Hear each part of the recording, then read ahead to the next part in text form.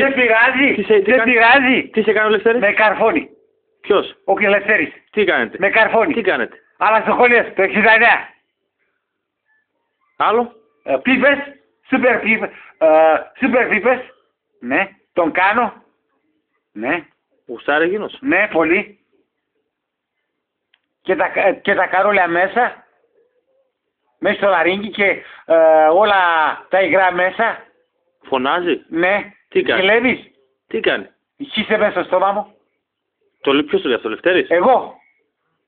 Άντε ρε. Ναι. Με καρφώνει. Τον καρφώνεις? Όχι. Τον καρφώνεις? Όχι. Τον καρφώνεις? Όχι, δώσε ένα τσιγάρο. Έλα εδώ. Δώσε ένα τσιγάρο. Έλα εδώ. Δώσε ένα τσιγάρο. Με καρφώνει. Έλα εδώ. Με καρφώνει. Τι? Με καρφώνει. Τι σε κάνει? Με 10 λεπτά. Με καρφώνει.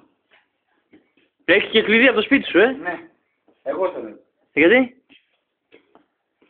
Γιατί ρε? Για να φέρνει γκόμενες. Σε πειράζει? Εσένα που γαμάει. Δεν με Καλά. πειράζει καθόλου. Όχι, αλλά θέλει γυναίκα. Θέλει γυναίκα. Το κολαράκι σου σαν γυναικείο είναι αγόρι. Καλά, ναι. Τι καλά είναι?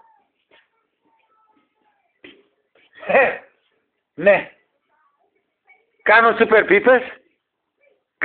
πίπες. Χύνει μέσα στο στόμα μου. Ναι. Ποιος? Ο Λευτέρης. Από πού? Από πού είναι ο Λευτέρης? Βάφει. Βάφει. Το γουστάρει? Το Πολύ το.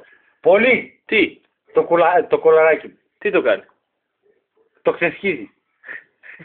Τρίπηκε. Φύγε από εδώ ρε βρωμόκολε. Φύγε από εδώ ρε βρωμόκολε. Δώσε ένα τσιγάρο μου.